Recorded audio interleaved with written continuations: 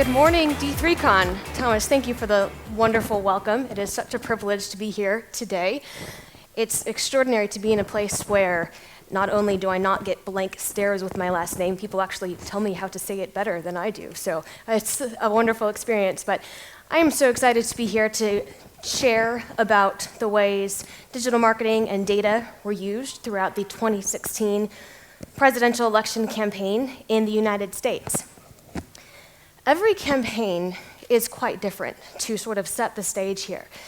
Aside from the fact that two individuals or multiple individuals are running for president seeking to gain votes, there's not necessarily one specific blueprint for how this is done. And what worked this year, what worked last year, may not necessarily be the secret to what will work again. But there are certain methodologies, technologies that we can take a look at to gain some learnings from the future. What particularly made this campaign different? Again, we were seeking to gain votes in November for a presidential election. However, there were a few particular aspects that made this year extraordinary.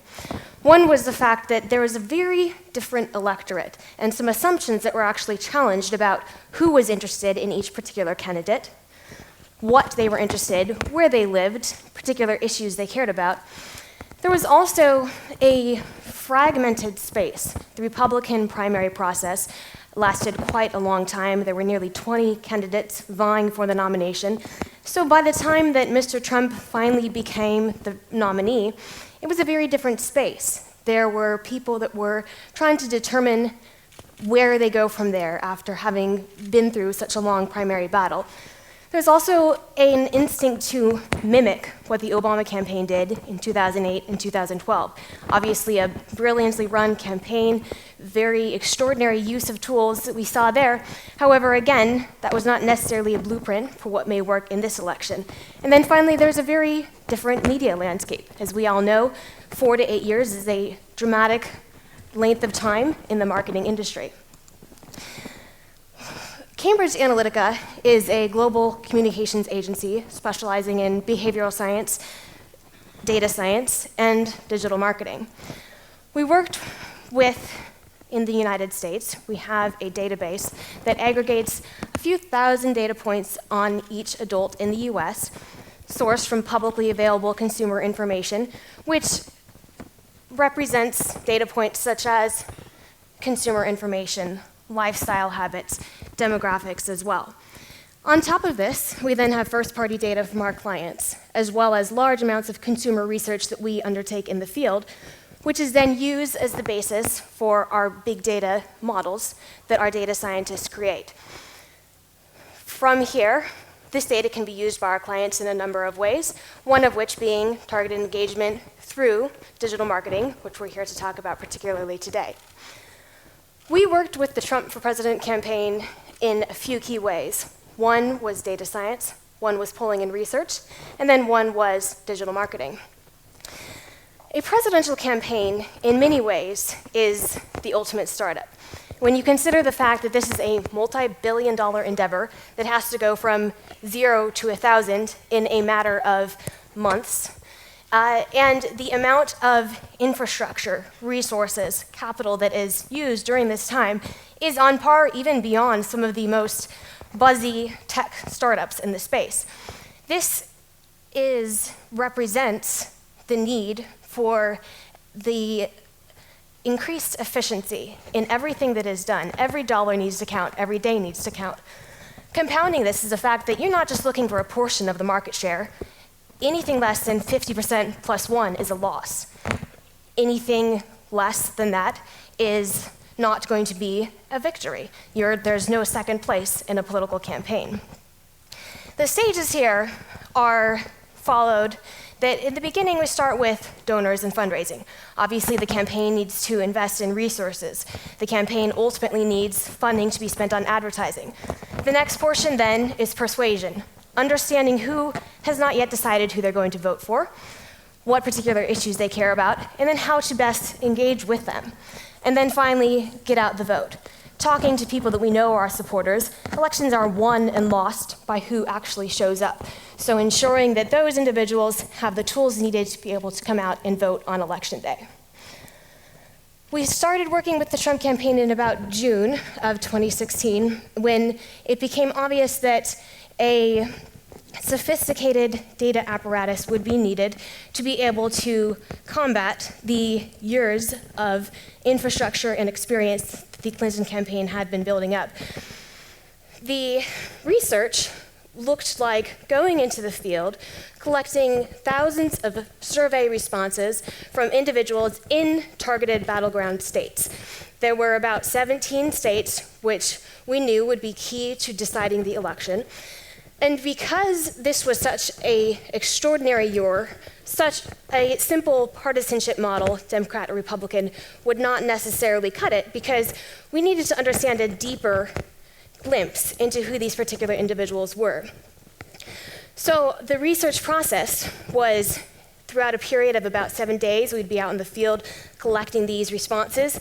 At the end of that data would then be matched back into our database and be used as a training set through which to extrapolate out our models and predictions based on who we needed to be talking to.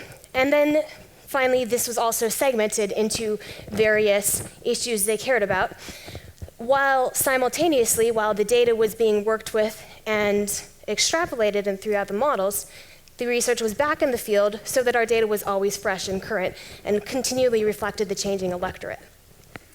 Throughout this process, over 20 models were developed, again, mirroring the phases of the campaign. First was understanding Trump donors. Who was interested in donating to Mr. Trump? What did they look like? How did we find more of them? How did we keep them engaged? And then there was partisan preference. Which particular candidate did they care about? Again, while there were two primary candidates, there were also some third-party candidates. We wanted to understand what was engaging them about these candidates, how could we better understand and talk with them? And then finally, voter turnout. Again, if people were going to turn out, if they were interested in showing up in the polls, how could we best speak with them, motivate them to come out to vote? And then what particular issues did they care about? Everything from jobs and the economy to national security. What was the key deciding factor that might cause someone to turn out to vote? Throughout this process, then, the predictive models scored every voter in these battleground states throughout this matrix, such that at any point, we could select a universe of individuals depending on what type of contact strategy we would need to have with them.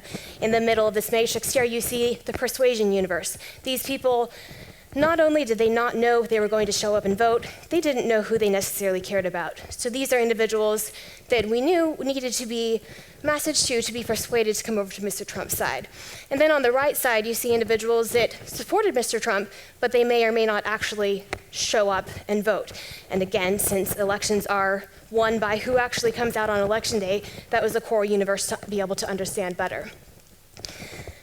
In addition to providing voter contact universes for digital marketing, which we will cover next, this data was also used to produce a custom toolkit for the campaign. The state rankings were a combination of the polling results as well as the electoral votes for each state. We then used those to project the priority for each particular state to inform the campaign how much investment they should place on each particular state. Beyond this, this was then taken into particular city scoring.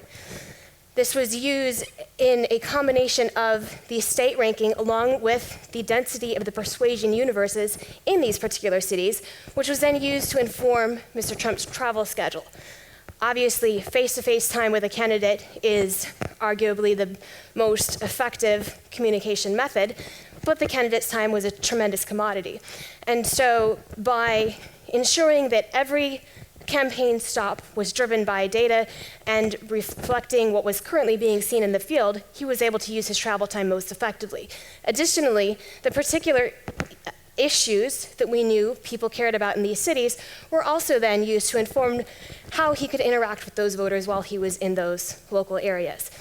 And then finally, the paths to victory. So different assumptions and calculations based on what we were seeing in the field, calculating the different variables that could happen if one state was lost, if another state was won, all of the different variations of paths that could ultimately lead to 270 electoral votes.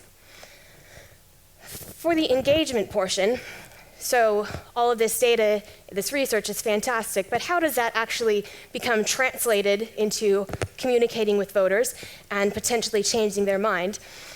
We utilized our ad tech ecosystem of multiple measurement sources, ad servers, a DMP where we were collecting our data, and then media platforms through which we were actually communicating with voters across multiple devices, depending on where they were particularly spending their time online.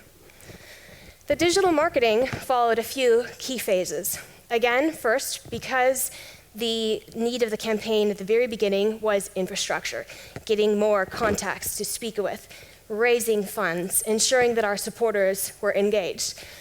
There was also then the phase of mobilizing supporters, such that though the campaign may not have had the resources to be able to talk to every single voter in these states, how could we mobilize existing people that wanted to volunteer, that wanted to show up to events? And then persuasion. Again, that section in the middle of the matrix, these were people that had to be reached with strategic content to help them be better informed about the candidates and ultimately make their choice. And then finally, absentee voting, early voting, and get out the vote. This was ensuring that people had the tools in their hands to actually find where the election would be taking place. Before any of this media spending could start, there was an enormous infrastructure issue to be tackled. This is partially the least glamorous way to start out, but before you can measure, before you can understand what's working, these particular elements need to be in place. One of these is data pipelines. There is data coming in from web forms, from payment processors, from information on the ground. This all needed to be synchronized into a database to ensure that all of our touch points with people were being recorded such that they could then be measured, used, matched back into our database, and used to inform for future modeling. There was also then reporting and tracking. Ad spend, because of the enormity of the marketing campaign, ad spend was coming in from multiple platforms. Even things such as ad campaign naming conventions or Google Analytics tracking became extremely critical because it was all going to be over so quickly that it was not the time to sort of figure out as you went. We had to start from the beginning to ensure that everything we were doing, every dollar we were spending, could be tracked effectively. And then finally, data integrations, ensuring that we had the most airtight possible way of producing the data on the offline side, where we were going to store it online, to export it out to our media platforms, and then also collect the tens of millions of individuals that were coming to the campaign's online properties.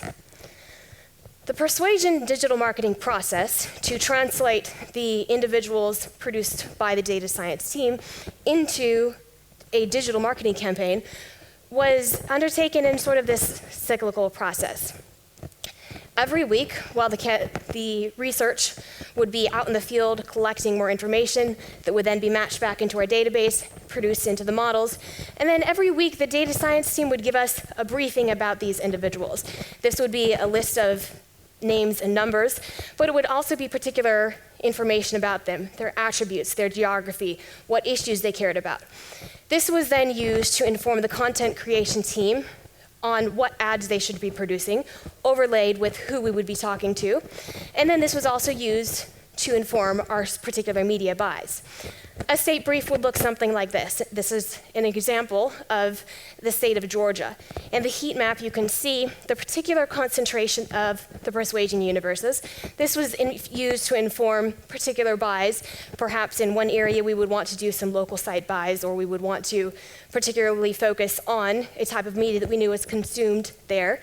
This also gave us information such as their basic demographics, gender, ethnicity, that would then help inform from an operational perspective what the media plan would look like. This is a very operational example of a specific buy that would be used as a translation of the briefing we received from the data team. Again, it was dependent on the majority of individuals that were in the group at that point. For example, if we knew we had to reach a lot of millennials that week, perhaps it would be a Snapchat buy, combined with we knew what the issue we knew that millennials were caring about this week. Again, this was happening on a weekly basis because of the continually changing dynamic. these persuasion universes would change up to 30% every week, depending on current events, how people were feeling. We wanted to ensure that we were continually in touch with how people were responding to the news, what particular concerns they had. The online data matching process was undertaken in a few ways. We wanted to understand how to better solve the issue of offline to online data matching. Obviously, as we all know, if you are matching a list online, there's accuracy issues. There's also reach issues. You're never going to get 100%. And it can be said that over-reliance on simple cookie matching or cookie targeting can also lead to additional issues such as fraud. So we undertook a study to determine if there was a tiered approach that we could take that would result in an overall net increase in lift for the same amount of budget.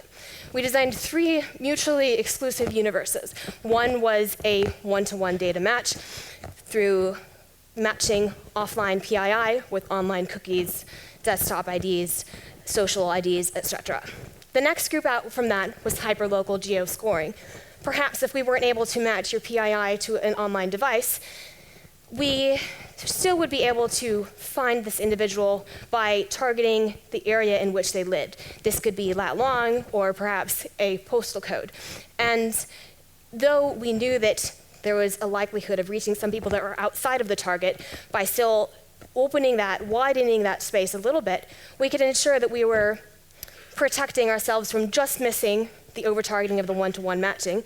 And then finally, persona-based and demographic-based targeting.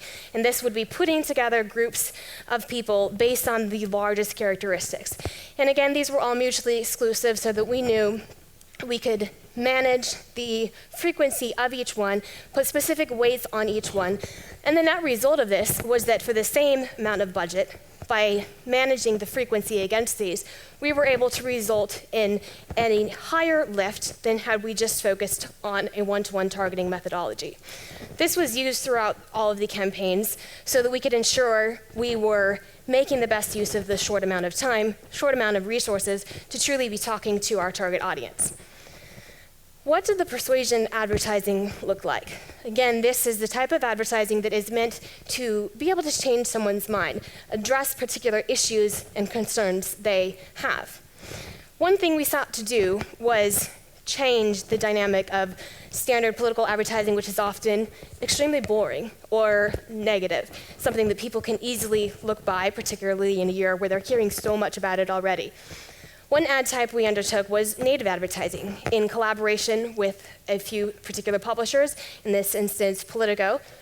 We worked with them to produce a very interactive online ad, which was shown on Politico's site, but only to particular targeted individuals in battleground states, so that it was not a waste of funding, but we knew we would be showing this to the right individuals. As you scrolled through this, as you can see on the buttons on the top, each one would bring you to some information about the Clinton Foundation. It was all publicly sourced information coming from a more neutral point, but it was a way to ensure that people had some more meaty content and something that was actually interesting and nice looking and pretty to be able to engage with. We found that interaction time with this averaged about 4 minutes. And when you consider a pre-roll video ad and certainly a display ad, this is a vast increase on the amount of time, showing that it's really worthwhile to take some time, understand the audience, understand how to communicate with them in a way that's not just doing them a disservice by blasting yet another 30-second ad. Another aspect is high-impact advertising. This can be difficult, particularly in a political scenario because of the length of time, the additional build that goes into the ad units. But by adding in this interactive portion, not only did having people interact with the ad longer increase their retention of the information, it also resulted in some incremental data collection. And that is, people interacted with the poll, as the example that you can see here. To see the results, they submitted their email address. We would then have an additional email address in addition to the particular issue that they selected as that they cared about. And then additionally, search advertising.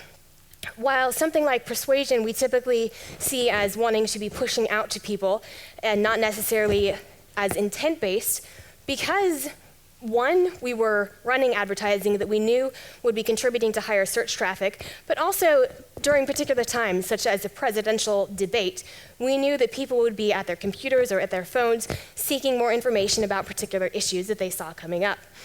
So we could use search advertising to, one, protect particular issues that we knew people would be looking for information about, ensure that they were met with the campaign's point of view, and also drive them to particular relevant landing pages based on issues that either were coming up during the debate or were a point of news. Obviously, because of the type of keywords being worked with here, this can be a very expensive endeavor depending on the time, so it was controlled to be used carefully and put into the best use of the search advertising. With a direct response campaign, if it's working or not is fairly obvious. Someone clicks or they don't. Someone buys the shoes or they don't. However, with persuasion, it's much more complicated. How do you understand if an ad actually resulted in a change in opinion or a change in the intent to act? We sought to solve this by working with multiple ad platforms. In this instance, a study we conducted along with DoubleClick Bid Manager, where we would hold a control of individuals that were not exposed to the advertising, but were in our target audience. We would then run the advertising, and first we would run a baseline to understand what people currently thought. We would then run the advertising, and after it ran to a sufficient amount of frequency, and we reached a statistically significant amount of responses, we then would repoll the audience and measure a few key things, including their change in favorability toward Mr. Trump or Secretary Clinton, their intent to actually show up and vote, and their thoughts on particular issues. This was then used to, one, measure the overall impact of the campaign, but also used to better inform our targeting and our creative. The results of this would be broken down by particular cohorts so that we could see these particular group of younger women, they were very interested in this economic message, whereas this group did not respond so well. Thus, that could be used to inform our models to help understand how people were responding.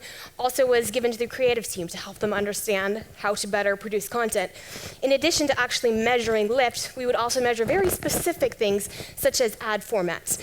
Did a vertical video on mobile, was that worth the effort of creating than just using a normal video that would be used across devices? The overall result of this was that the results of each test was deployed across the overall population to be able to increase the lift of the campaigns. And then activation. Again, these are people that we know are our supporters, but we need to ensure that they are actually engaged with the campaign. One particular programmatic tactic that was used was actually using private marketplaces to conduct roadblock campaigns.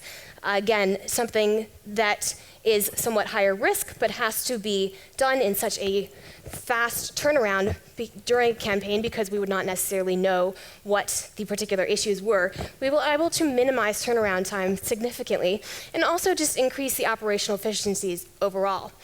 Additionally, native campaigns, something that is traditionally known as a little more label intensive and less programmatic. Because of some of the ad platforms that were bringing that to light, we were able to take advantage of that particular ad type. Conversational ads, used as a new ad type on Twitter, gave you the ability to reach people with a tweet that would pre-populate with a particular hashtag. And this then allowed us to ensure that supporters during key events, such as debates, were keeping the chatter going, keeping the buzz going with certain points that we knew would be key points of topic for the campaign. And then also list building. Something that you would not necessarily think of Snapchat for, but we found that it was actually quite engaging to a millennial audience. This was a new ad type where at the bottom you see a call to action of swiping up, and we led this then to a mobile optimized web form where individuals would be able to submit their email address to learn more about the campaign. And then supporter mobilization. Throughout the campaign, since the schedule was changing so quickly, there was a need to continually be crowd building, ensuring that people were coming out to events, ensuring that people were there to hear the candidate, even if he was coming at the last minute. Also, app installation. Because the campaign had a fantastic app that was serving a number of interesting purposes for the campaign, it was a worthwhile experience for them to invest in that. And the overall result of this was that digital was not just used to sort of blast people with TV commercials. We are using digital across multiple ways throughout our day. And the campaign was able to meet people there, engage with them however they were spending their time online. And then finally, voter turnout. The campaign had a landing page powered by Google Civics API that gave them particular tools to show where they would request absentee ballots, where their particular polling location would be.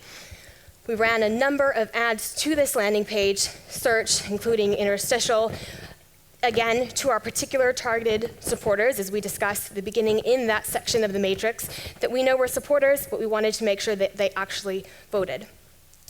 And another aspect for the turnout operation was on election day, a YouTube masthead was purchased by the campaign. And because it was a roadblock, it couldn't be targeted based on particular audiences. So we sought to address this by targeting it based on location. Depending on where you were, you saw a different version of the YouTube homepage that day. On the top version was people that were in particular high densities of persuadable voters. They needed to learn more. They were able to scroll through and learn more about particular testimonies from the campaign. On the bottom version, this was people that we knew were supporters. We wanted to ensure they showed up. So again, this ad was powered by Google Civics API so that people could find their polling locations. This was measured by withholding some people from our target audience from ever seeing the advertising. We then had an integration with the results coming in from the secretaries of state, so we're collecting the absentee ballots. And we then conducted attribution back into our database to understand if people were actually voting more as a result of seeing these ads. And again, we saw an incremental lift of a few percentage points because people were actually being motivated to change by the advertising, and it was increasing a activity in the electoral process. Finally, to summarize the particular lessons from this year, one is the infrastructure aspect. There are so many interesting ways that are being used to help solve some of these infrastructure problems that are absolutely worth the time and investment. Also investing in talent of creative. Data is only as good as the content it's promoting, and it is absolutely invaluable to have good creative that is out there engaging with people. Digital is also not just messaging. It's not just a way to keep blasting people with your message over and over. Respect people's time online. Respect that they are wanting to do different things and engage with them. And then finally, understand that every campaign, every candidate and brand is different. There is no particular playbook that will work for everything, but start with understanding who you're promoting, understanding who you're talking to, and then determine where to go from there. Thank you so much for your time today. I look forward to continued discussions.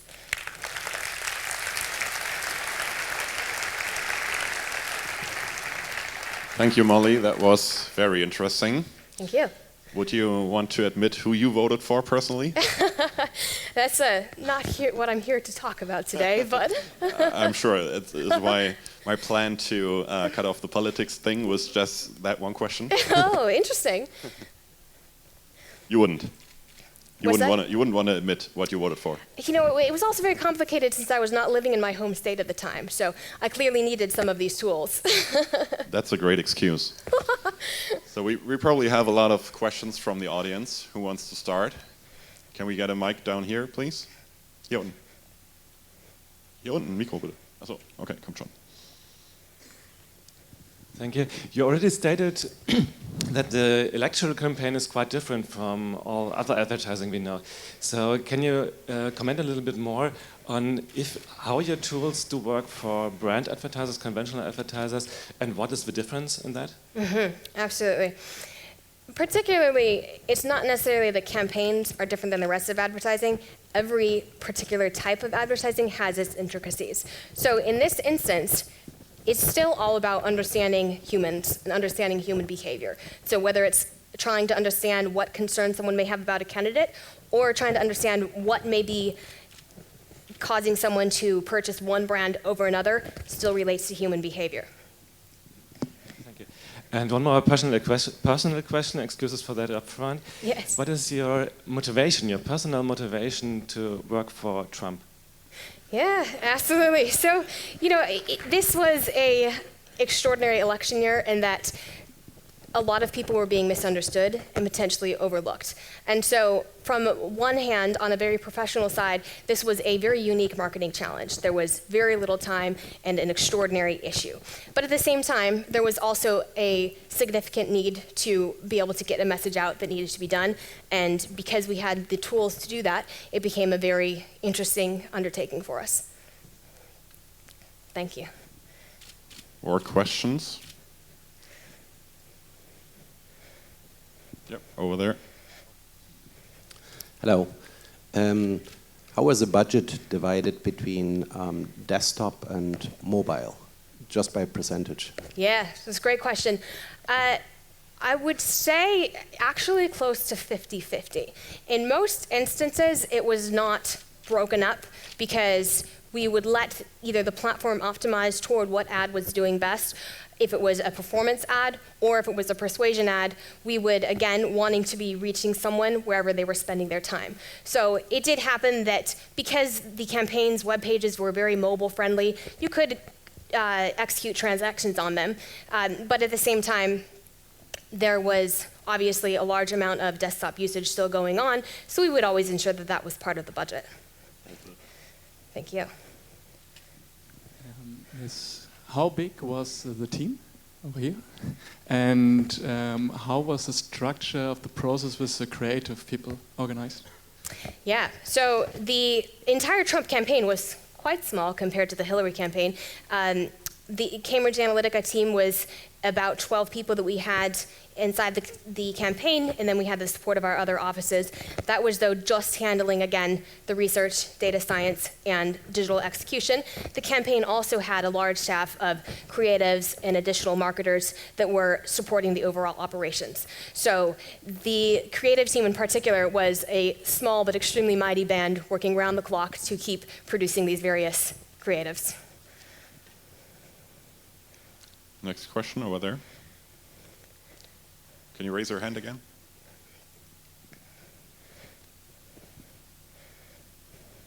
Hi, I'm Tom from SGM Media. I've got a question. Like in Germany, everybody seemed to be surprised about the victory of Trump. When were you sure that your campaign was a success and he would win the campaign? Yes, it's very interesting. There are some people I think that wish they had been able to put some money on it, but the greatest challenge that was faced on the prediction side was understanding the turnout.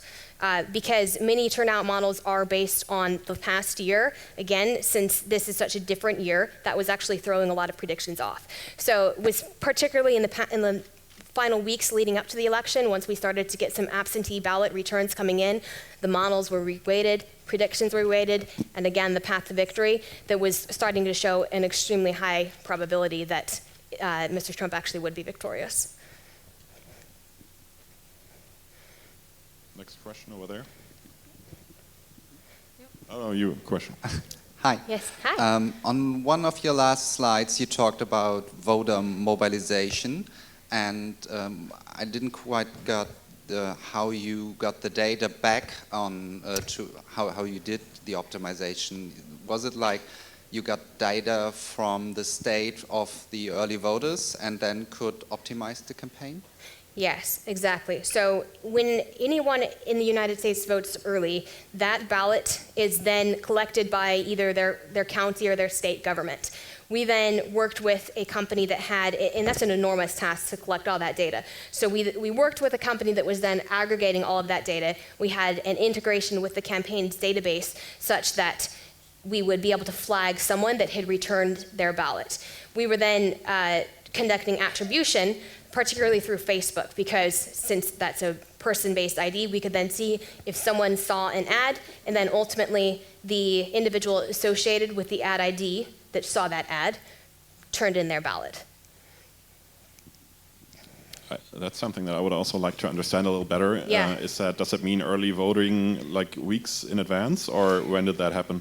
Yeah, each state has different deadlines. They typically, some of the earliest can start around September.